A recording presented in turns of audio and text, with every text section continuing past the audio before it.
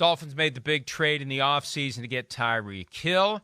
Dolphins make the big trade at the deadline to get Bradley Chubb. The Packers make the big trade in the offseason to get rid of Devontae Adams, and then they don't do anything when the deadline arrives. We spent some time talking about that yesterday, the dynamic of not having an owner, the draft and develop mindset that they've had for 30 years. Aaron Rodgers, his Wednesday midweek press conference, was peppered with questions from reporters about how he feels about the team's decision to not make a deal at the deadline. Here's what Aaron Rodgers had to say about it. My hopes are always up in life. I'm an optimistic person, and obviously the compensation or whatever players that we were going after, it just didn't make sense. So I trust Brian, and we had some good conversations. Know that we were, in on some things, and it obviously just didn't pan out. So that's not my area of focus. So Brian didn't think that whatever was out there was worth whatever was required given up. So that just sends a message to us that we got to, play with the guys we got and win with the guys we got. And I think there's still a lot of confidence in the guys in the locker room. I do feel like we need to get healthy, when we're at our full strength, which we really haven't been this season, whether it's been Dave, not playing early in the season and Eldon not playing early in the season.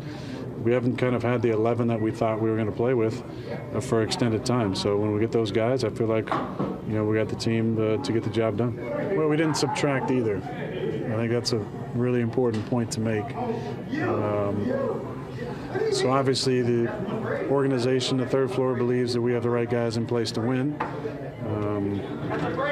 There's no tanking, there's no rebuild. This is a team that is expected to get the job done. So it's on us as players and also coaches to make sure that, we're doing everything we can to win football games.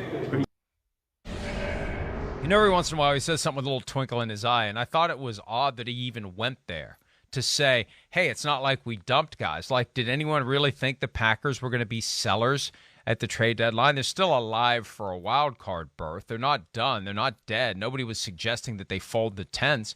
And just the fact that he would even joke about that seems odd. That would be the last thing these Packers would do with Aaron Rodgers, that they would even be considering tanking, rebuilding, or whatever word you want to call it. So he's very calm about the whole thing, Chris. Like I said yesterday, they've managed to make him think they're trying. I just wonder how hard they're really trying when it comes to acquiring veteran players via trade. Yeah, no, I don't think they're trying that hard. You could also take it and look at it and they go, well, maybe they just evaluate it and don't think you guys are a team that one player is going to make a difference and get you over the top to get you to the Super Bowl. That's how I almost look at it. I think there's a little part of me that goes, well, they're just looking at it and go, man, it's coming to the end of your time, Aaron Rodgers. And, yeah, we're good, but we're not that good, and we're not going to go all in on one guy and try to make it happen here right now. And sometimes I feel like that's what they do too, let alone, to your point, it's just not in them to make these aggressive moves. It's not. It's annoying. It's frustrating. But, yeah, it always seems like, they're thinking about 2 or 3 years down the road instead of maybe just what's in front of them right now. So, yeah, I mean, I wasn't shocked, as you were. They were not shocked either that they did not make this move. And again, I think you're right. I look at them and still go, do I think they're a playoff caliber team? Sure. I think they're, a low-level playoff caliber team. But I don't look at it in any way and think that they can make a real run at the Super Bowl. Well, I don't. It's even the way he's playing, I think it almost mirrors the team. I want to go, I don't know, are you really doing it? You going all in? You trying to win as conservative as you're playing the position right now? Down like you were the other night against Buffalo, you're still running the ball. I mean, again, I know they were probably managing the game and maybe managing how much Rodgers gets hit because they couldn't protect him passing the ball, but gosh, I think you and I both had the same feeling there as the game was going on, that they were playing to not get embarrassed and blown out early in the fourth quarter instead of just going for it and trying to win the game. And that's what's kind of annoying about Green Bay is that's the way they play. It's very measured and conservative, and I just don't think you can play that way in this day and age in the NFL. There's a certain element of what we saw from Rodgers and maybe have seen from other players and just kind of the vibe with the fan base. There's a degree of shock that what's going on here, what's happening. It's like, the feeling you have in one game that isn't going your way and you extrapolate it out to a whole season. Like, what in the hell is going on here? What kind of strange aberration is this season that we have just gotten stuck in the mud and we can't get it going? And what came through from Rodgers yesterday was this confidence / potential delusion that with the guys they have, they're going to find a way to turn it around. And I just don't know that with the guys they have, they can turn it around. And we always hear, well, if we can get everybody healthy, well, join the NFL. That's what happens. You're going to have injured guys. Can you perform with injured guys? You're never going to have your best 11. You're never going to have perfect laboratory conditions. And if you do, it's not going to last very long.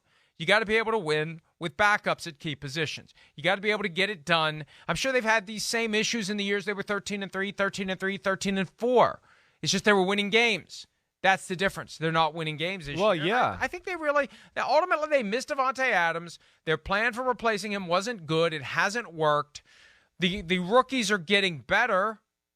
And they're another team, Chris. I said this before the season. They'll be better off as a 5, 6, or 7 seed than as a 1 seed because they'll have no pressure on them when they get to the postseason. And if they find a way to get one of those wild card berths, I think they could be very dangerous for the same reason I think the Bucs can be dangerous if they win the division in the NFC South and they just get in. If you get Aaron Rodgers and Tom Brady in the postseason field, they can make some noise and they can win some games against some of these other teams and some of these other quarterbacks. Yeah, listen, I don't disagree with you there. I don't. They got those two got to play better. They also got to change their body language and things they do too.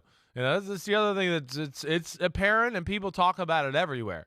It can't be, we get a penalty on first down and our heads go up and we slap the ball and act like, oh my gosh, how are we going to get out of this situation? That's one thing that's driving me crazy about watching Green Bay and Rodgers. That's not helping the team out. Neither one of their body languages sell the right way. I hear what you're saying. I know they're going to be dangerous. They're a pain, and no one's going to like seeing them come into town. But at the same time, I don't know if these are the same people we're used to. I think that's part of maybe what Green Bay is going through right here. I think they're so spoiled maybe by Rodgers for the last decade, just making it happen with no matter who's out there because he was a freak of nature and he was Mahomes and Josh Allen-ish right, where he could carry the team no matter what. And there's a part of me that thinks maybe they thought he could still do that, and that's where they're different. That's where it's put more of a glaring thing. Rodgers is getting to that point of his career where he needs some certain parts of a formula to make it work. He can't just go, oh, well, I'll make you miss and move over here and then be Aaron Rodgers and throw lasers everywhere, which he did forever. And we just went, whoa, Green Bay's a Super Bowl contender, even though their offense sucks and their defense is average, because he was awesome. And he can't cover some of those holes right now, and neither can Brady. And that's where, they do need something in the team to start playing at an elite level like we talk about to make teams start having to defend something. And right now, it just doesn't exist on either one of their offenses. That one last run, that one more ride, it's rarely special. If anything, It ends up being a disappointment, and people have regret.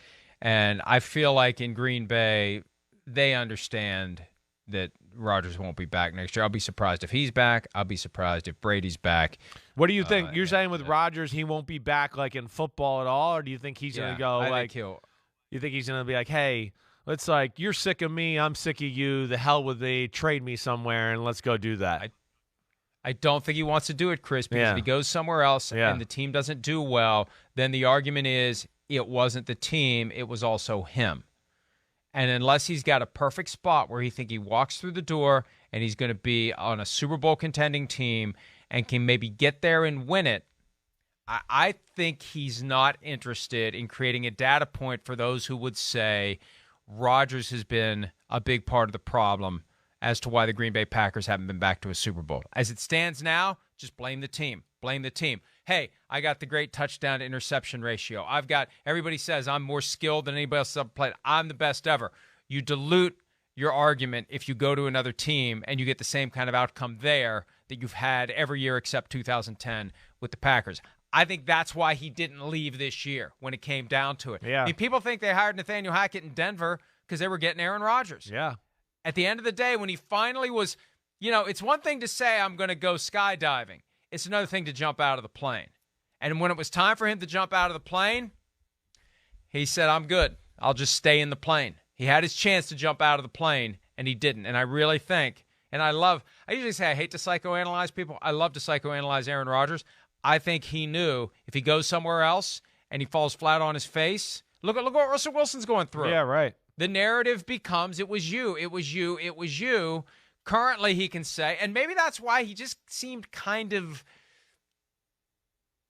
puts no pressure yesterday. on him, right? Yeah, I hear you. Hey, these dumbasses that never do anything. Hey, this is what I've been talking about for all these years. They don't do anything. They didn't do anything again. So it's not me, it's them.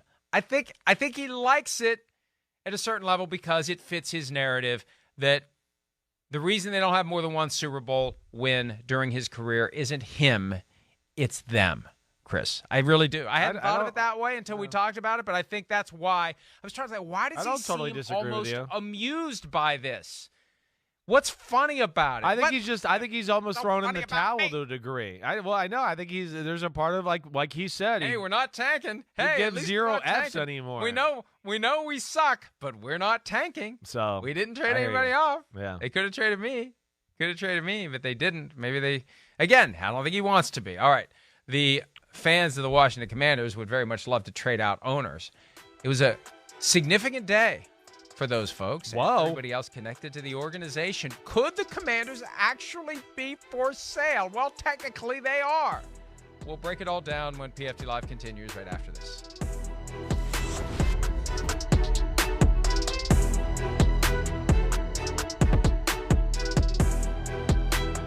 Hi, it's Mike Florio. Thanks for watching PFT on YouTube. Hit subscribe for the latest news and analysis from Pro Football Talk.